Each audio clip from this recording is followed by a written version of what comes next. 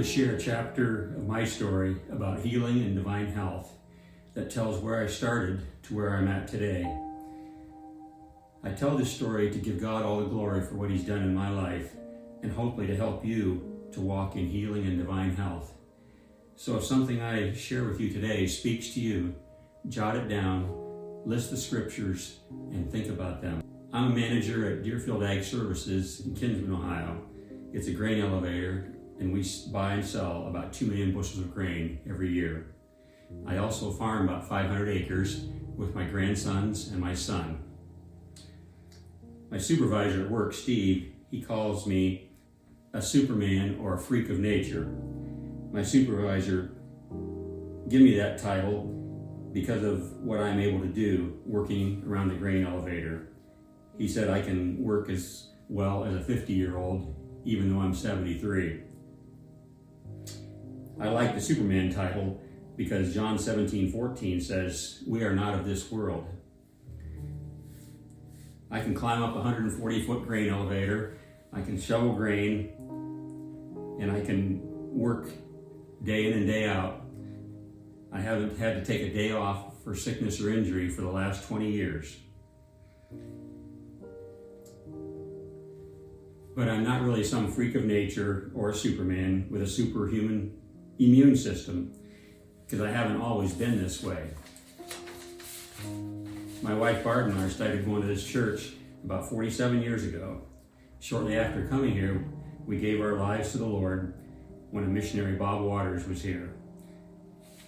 We grew so fast from going to church, our young adult Bible studies, going to outside seminars, camp meetings, and listening to tapes. We heard much teaching about healing. But about 5 years later, a string of health issues started for me. Nothing extremely serious or life-threatening, at least not to start with. Over the next 20 years, I had my share of colds and flu.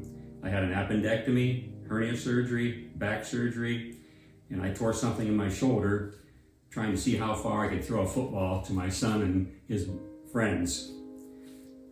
I didn't have any insurance at that time, and I couldn't raise my arm any higher than this on this shoulder.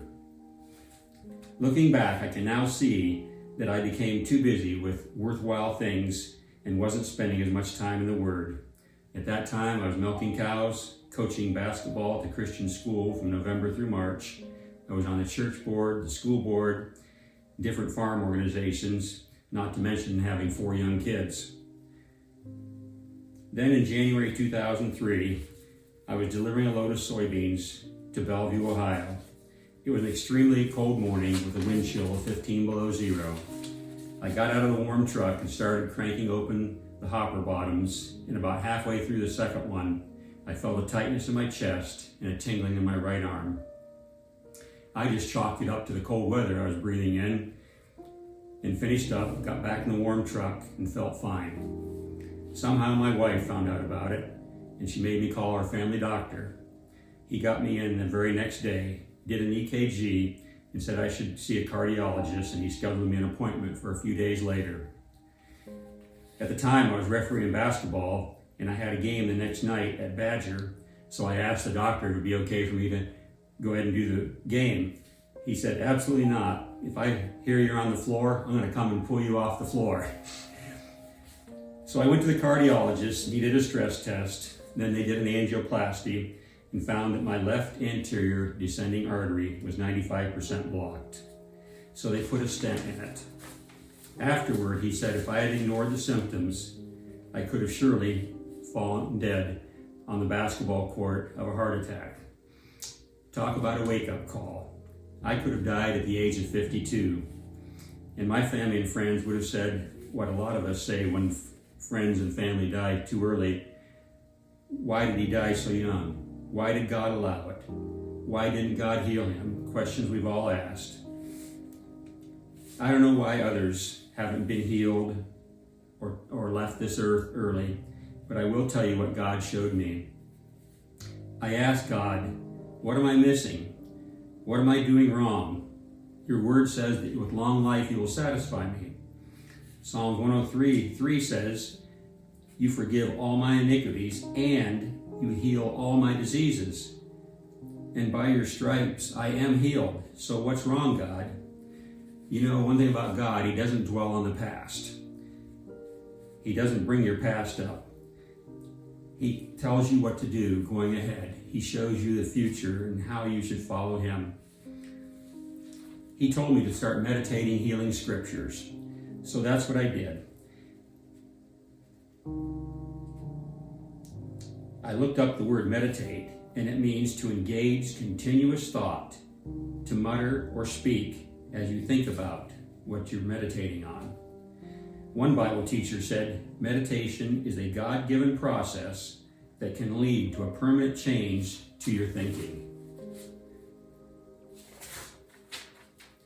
My initial response to God was, I know the healing scriptures, but it doesn't do any good to argue with God or with his word. Just ask Gideon.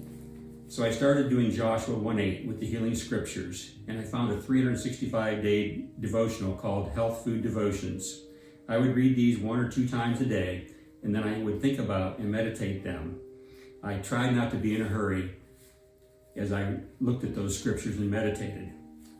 Hosea 4:6 says, "My people perish for a lack of knowledge." Not the knowledge you have in your head, but a revelation knowledge, the kind you get when you read a verse for the 10th time and all of a sudden, wham, something is revealed to you that you never saw before. Psalm 23:7 says, "As a man thinks, so is he." Our minds and our thoughts control our bodies. We live out our thoughts. This isn't mind over matter or ignoring symptoms, but when the facts, which are subject to change, don't line up with the word, which is God's truth, then I'm going to believe the truth, because there's power in his word to change the facts. But as I said, you have to be meditating the word every day. You can't just feed your spirit, which is the bread of life, 1 day a week. So about 6 to 8 months into this, I was at a small group service with a pastor from Illinois, and he said someone was having shoulder problems and was believing healing for their shoulder. So I went right up and he prayed the prayer of agreement with me.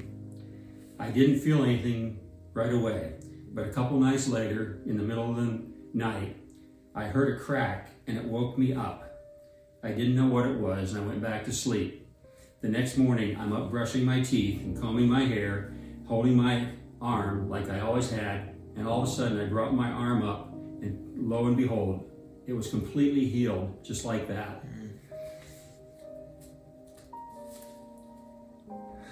I've learned the healing power that is in his word. I can remember 2 times in the last 20 years that the enemy has tried to put symptoms on me.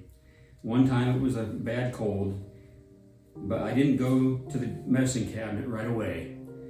I first looked at his word and started confessing that his word is health to all my flesh. And then I did take the cold medicine, but it didn't stay around very long at all. It was gone in less than 24 hours. Then in the middle of COVID, I woke up one morning with several COVID symptoms. God told me to confess Psalm 91:10, which says, "No plague shall come nigh thy dwelling place." Within 8 hours, all the symptoms were gone that day. They were gone so fast that I wasn't sure I'd even had COVID. So a couple months later, when I was visiting my doctor for the annual checkup, he asked me if I'd had COVID. I said, well, I'm not sure. So he did an antibody test, and sure enough, I had the antibodies against COVID. I've been walking in divine health for 20 years, and it's only because of God's word and doing what he says in his word.